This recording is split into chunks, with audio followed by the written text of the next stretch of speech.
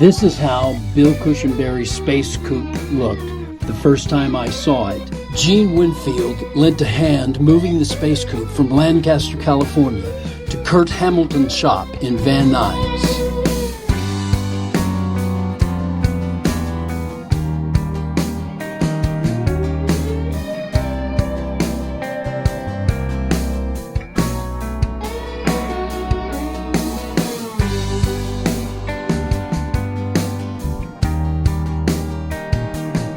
Willie Newman, a renowned aluminum body man from New Zealand, was hired in July 2008. We knew he was contracted to Mercedes to work on their new SLS AMG Gullwing car in Germany, so the push was on to finish our historic car before Willie had to leave in 2009. So before we could start restoring and completing it, we had to sandblast and straighten the chassis.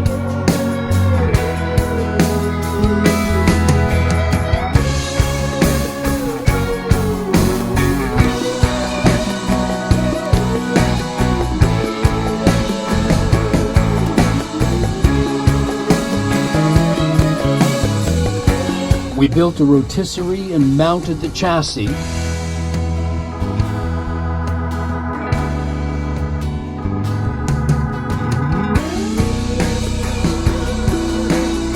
And then we moved the refurbished chassis to a rolling cart and attached the body.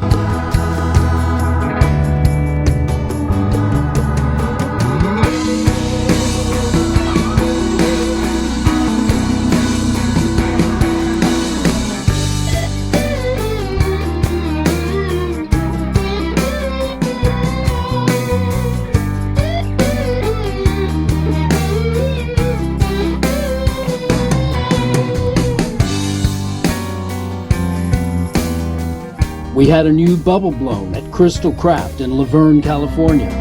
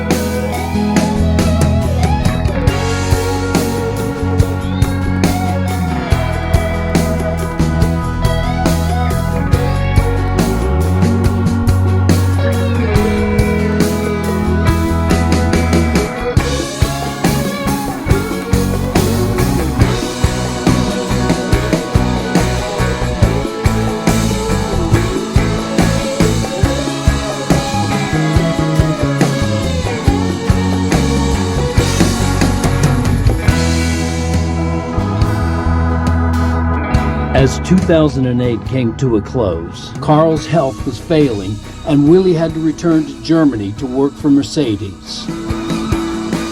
So we moved the Space Coupe to Nebraska, where it remained in storage for over 7 years.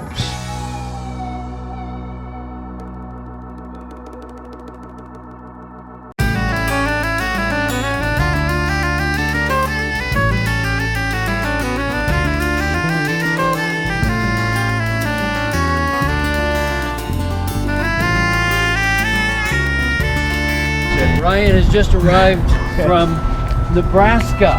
Yes, Nebraska. 3-day trip has brought the Space Coupe with him here in this truck.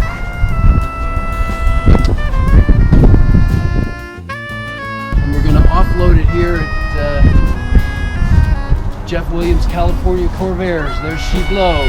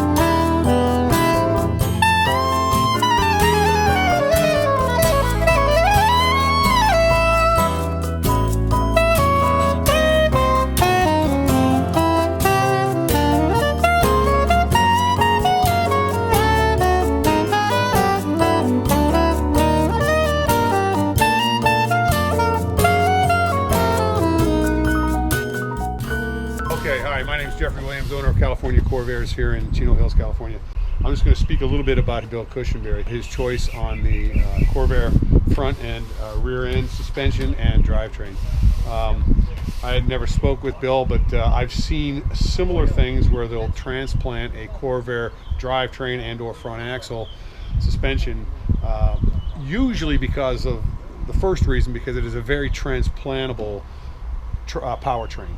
The way General Motors designed this from wheel to wheel, the K-member and the drivetrain itself was known as the Unipack. And the Unipack can be simply unbolted from any chassis and placed into any other chassis. I'm sure Cushenbery recognized that back in the 60s. We need to have a drivetrain that has some torque and some power and is very transplantable. And I'm sure that's why he picked the Corvair base to do that. 140 horsepower. It should have 4 carburetors. It's a 164 cubic inch engine fitted with a 355 axle and a Powerglide 2-speed transmission.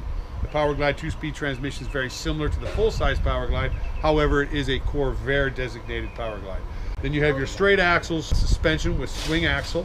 Has 4 lugs. As we move to the front here, we also have a Corvair front end. Again, a very transplantable 4 bolts, 6 bolts. The front end's in anything you want to build it around. You can see a couple bolts here and a couple bolts here. Basically, that's what's holding this whole Corvair front suspension into the subframe that Cushenbery built. So again, for the same reason as the back, it's a very transplantable suspension, drum to drum, or wheel to wheel in this case, that you don't really have to alter too much. That's why I think they picked the Corvair drivetrain. I think the Corvair drivetrain, obviously from my standpoint, is an excellent choice. It's lightweight, puts out a good amount of horsepower, a good amount of torque, and it's not a complicated, has no radiator, water system, or anything like that to complicate things. So it's a very simple, very effective, and very transplantable platform.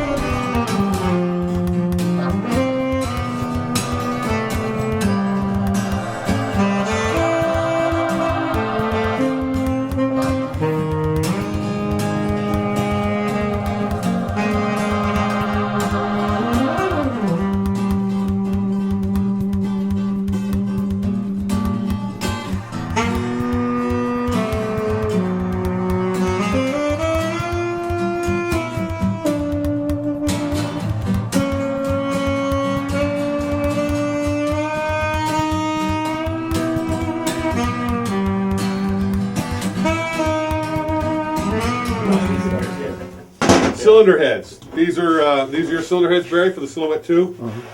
These are 140 heads. They have 2 intakes for the carburetors, but most importantly, they have larger valves than a standard Corvair head.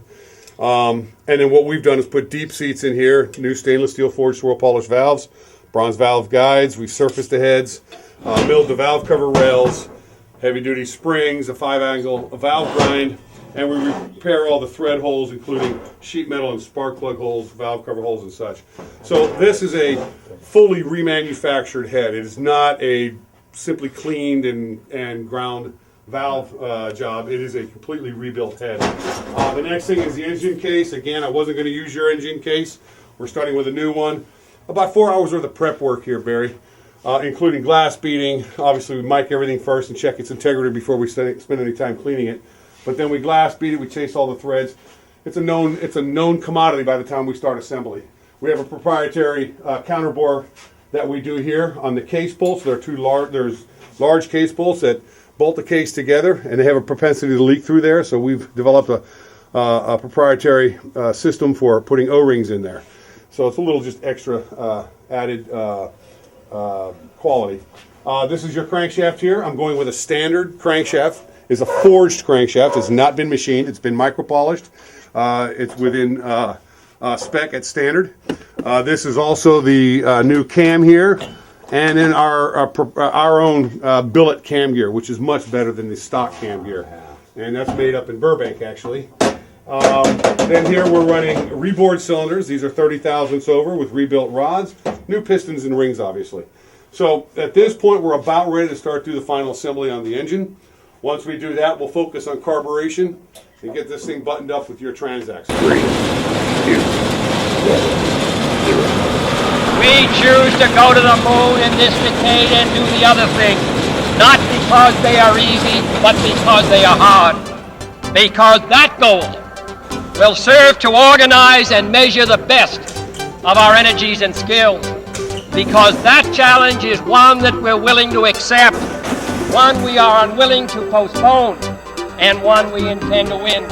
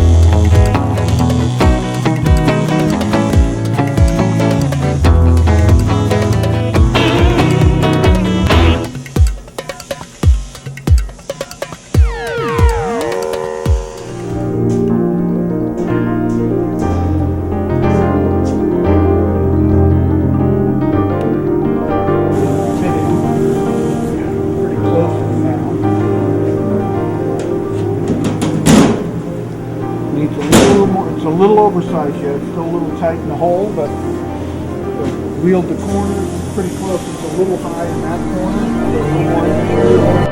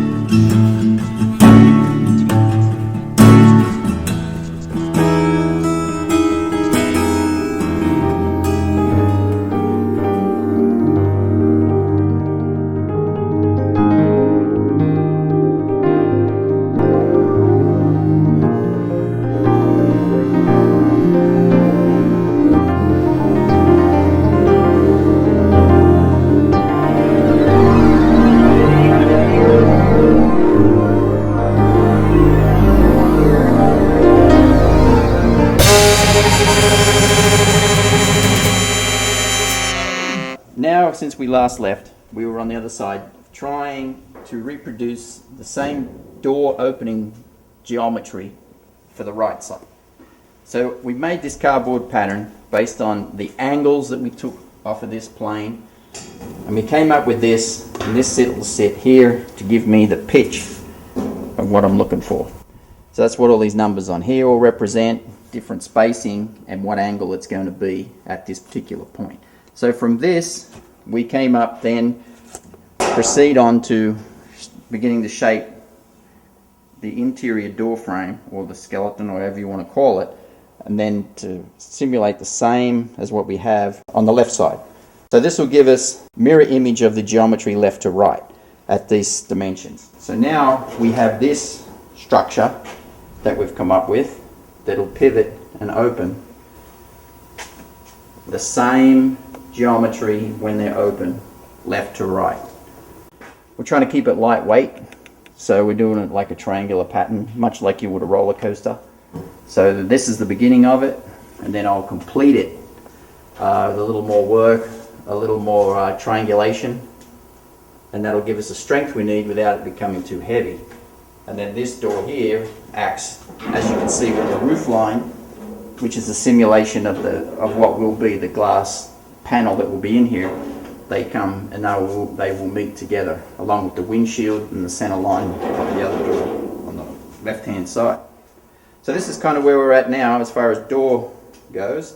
That will then hold what will be eventually, as we're still working on it, the door panel itself will then go and attach to that. So now that we've laid the skin on top, it gives you some kind of idea of how the door will look. If we prop the door up early right now, open the left side, you should be able to see that we'll have matching geometry when we get the height of it, left to right.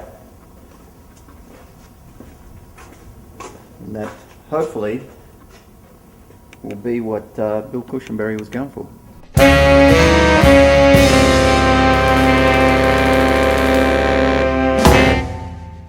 So last time we left off, we went over the door frame and how it's fitted to replicate the door left and right. We're at the stage of final fitting of the door skins.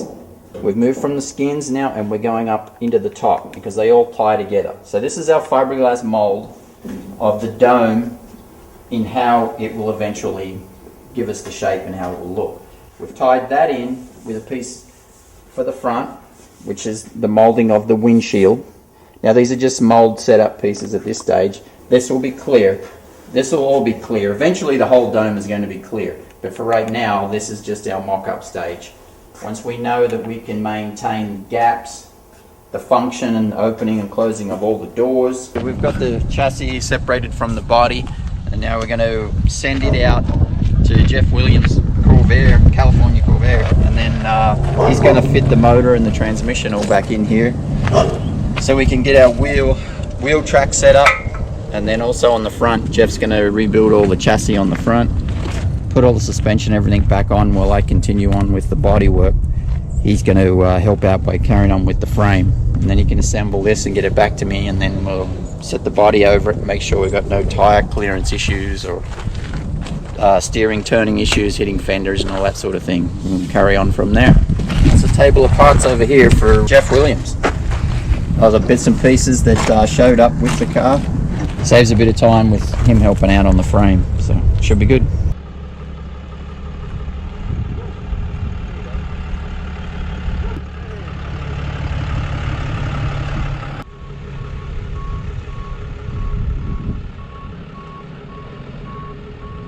Here we have the body off the chassis. And what did you have to do to stabilize this? So we added a bunch of cross bracing to support the front. Not a lot of material in the center, so it would have just folded if we tried to pick it up without it. So the extra bracing just holds all the body in shape, so we can carry on with building the rest of the body work and start the interior pan while the chassis is out with Jeff Williams. Excellent. Well, it's really looking very much like the Space Coupe. All the work that you've done in the last few months, it's really taking shape. Okay, so what we've got going on now is we're building door structures. So we fabricate an inner door frame, which will be transferred to the body as we've started up here, like a water trough. We'll run down, the pieces will connect all the way down as it comes down the side, and continue on onto here, around the door frame, and then we transfer this into here, and that will sit in there. And once we have that in the right position, we will weld the door frame into the bodywork, and then remove the door skin, because the door skin is now just holding and maintaining our correct gap that we'll eventually have. We'll remove the door skin.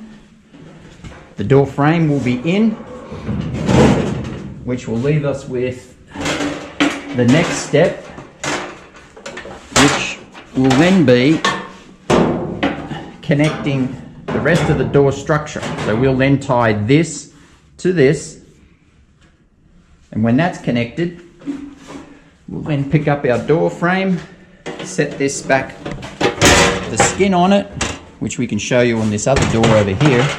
Once we have this opening, like this, we can then transfer it to the skin as part of the structure. Put that in, fold the edges over, and then that's what will tie the door skin to the door frame, just like every other conventional door.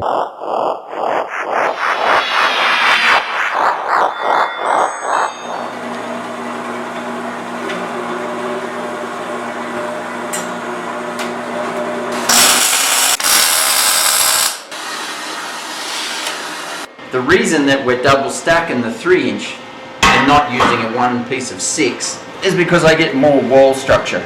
I get 2 extra layers in the center for the wall structure by doing it this way. We didn't do straight because that's what everyone would do. This looks cooler. So all this old support structure that's been in here for the last 40 years, and that'll be replaced with the new frame over here that we got on the table. All that rusty stuff you can see we'll remove because that's what they used to use primarily to shape the body on. Well, I'll remove all that. So that'll be the inner structure that we're about to fit right now, and we'll put all that in there. Slip under here. There. Okay.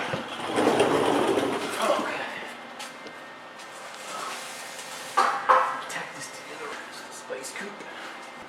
We'll do for now. Let's see if I can do that.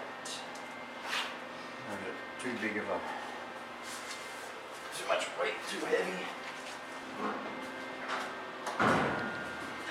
Hi, I'm Jeff Williams. Today we're talking with Barry Gramillion and covering the Space Coupe, built by Bill Cushenbery, of course, back in the mid-60s. This is a Chevrolet Corvair front cross member. It's been shortened, and obviously we've done some chrome work, but it will be running drum brakes. Here we have the Corvair cross member, also known as a K member, and that basically is the keel of the ship, if you will. Once that's laid down, everything's built onto it. This is really a 140 engine. So Bill would have used the bigger engine because it was the best engine Chevrolet Corvair offered at the time. It has the 4 single 1 barrels. We put a 270 cam in it, and then we dressed it up. Obviously a lot of chrome work. We've rotated the carburetors, did custom linkage. We have a mini output polished alternator, the billet HEI distributor. It's running the Corvair lower control arms, and it's the early model Corvair swing axle design with drum brakes in the back. It's also coupled up with a Power Glide 2-speed transmission. The engine will give good performance. It's a 2-speed automatic, so it's easy to drive. So we're almost complete.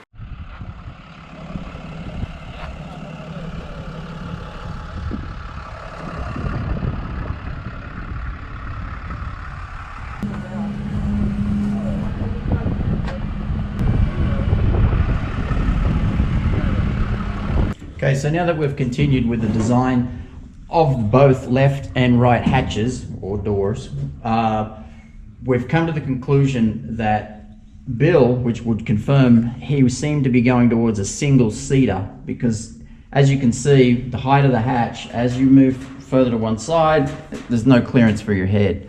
So the only way it can possibly work is to be in the center, and that way you would achieve the design he was looking for based on the parameters that we know with this design.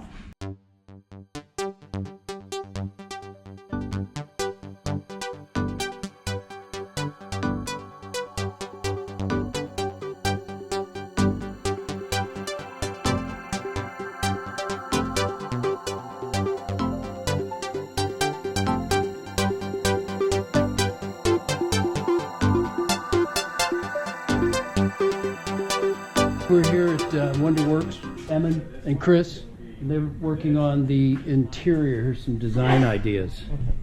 So this actually might tie in with the idea you're thinking of the bubble. So on this one, the dash doing something where it basically scallops and comes to a point. This would be the facing towards the occupant, you know, the pilot, you might say, not necessarily the driver, and as if the whole dash were cut away right in the center, say kind of like over here, as if it was cut straight down, this point and then looking straight into the side. Yeah, I see. So that's the profile. Yes. Something very, very shallow, and it just sits right on top of the dash, and your gauge is slightly arced like this, possibly, and then just mimicking this kind of boomerang shape to it. So we can cover this up with just a large, bulky cushion, possibly build some of the buttons into it, and maybe even build some of the gauges into the front here where it curves back around, possibly.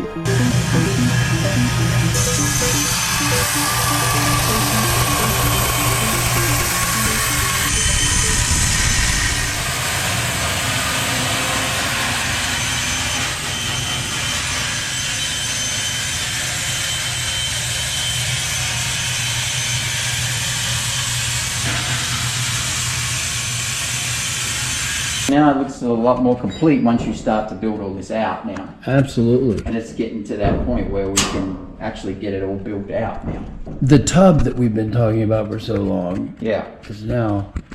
Yeah, because we've done all the smaller thing, all this opening, all affects that because it affects the shape of the fender, which affects the shape of this, which affects, how we fit it in around the suspension. It's all, everything's connected.